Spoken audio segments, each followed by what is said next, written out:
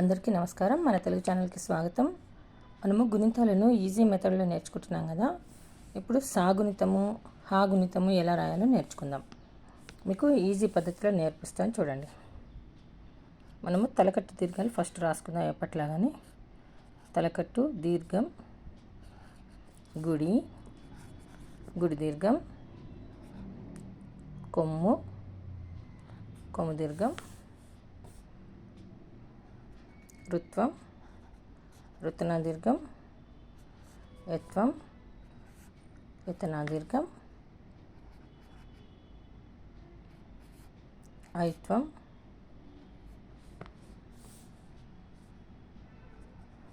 ఓత్వం, ఓతనా దీర్ఘం, ఔత్వం, సున్నా, విసర్గ.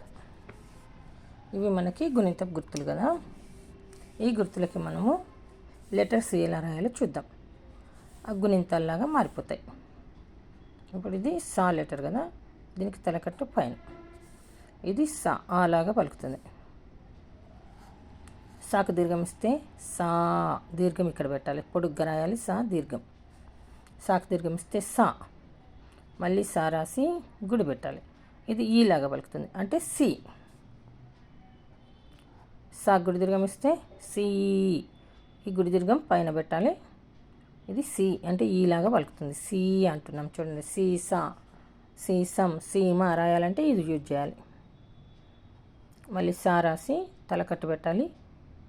కొమ్ము, సా కొమ్ము ఇస్తే సు అంటే ఊలాగా పలుకుతుంది. మళ్ళీ సా రాసి కొమ్ము దీర్ఘం పక్కన పెట్టాలి. సా కొమ్ము దీర్ఘం ఇస్తే సు, సూది ఇలాంటి వాటికి ఇది రాయాలి. సూర్యుడు.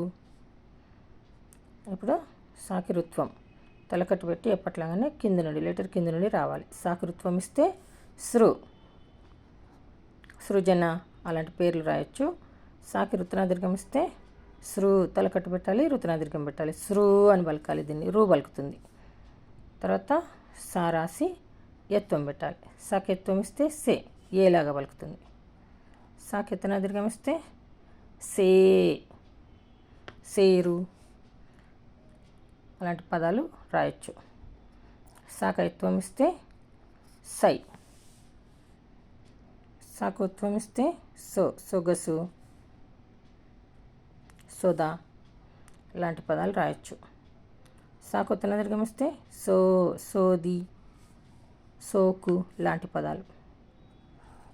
సాకౌత్వం ఇస్తే సౌ, సౌభాగ్యం లాంటి పదాలను రాయొచ్చు. సాకి సున్నా పెడితే సం, సాకు రెండు సున్నాలు పెడితే సాహ. ఇది మనకి సాగుణితం.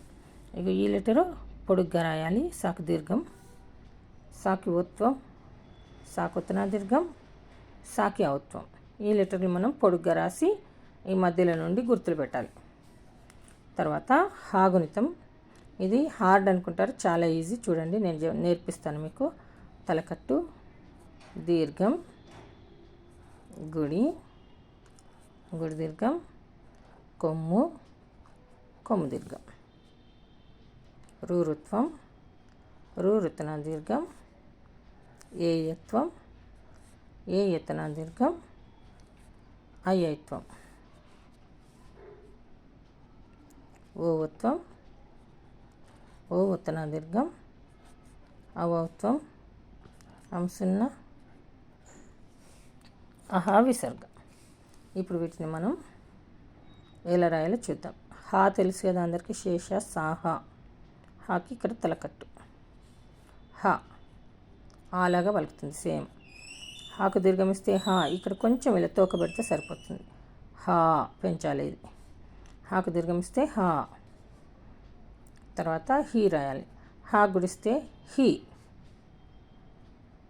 హిమం రాయాలంటే అది రాయొచ్చు. హీరా లాంటి వాటికి హా గుడి దీర్ఘం ఇస్తే హీ. ఇప్పుడు హా కొమ్మిస్తే హూ, సేమ్. హా కొమ్ము దీర్ఘం ఇస్తే హూ, హూనం లాంటి పదాలు.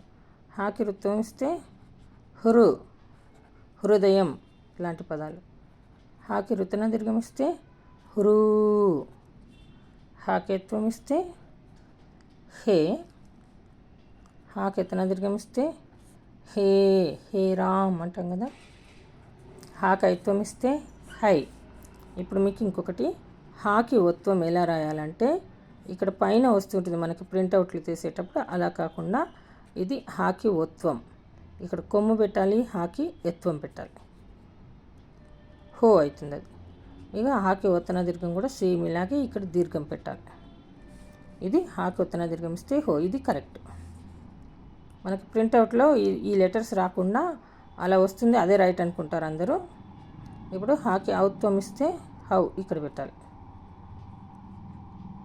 హాకు 0 పెడితే హమ్, హాకు 2 0 పెడితే ఆహా.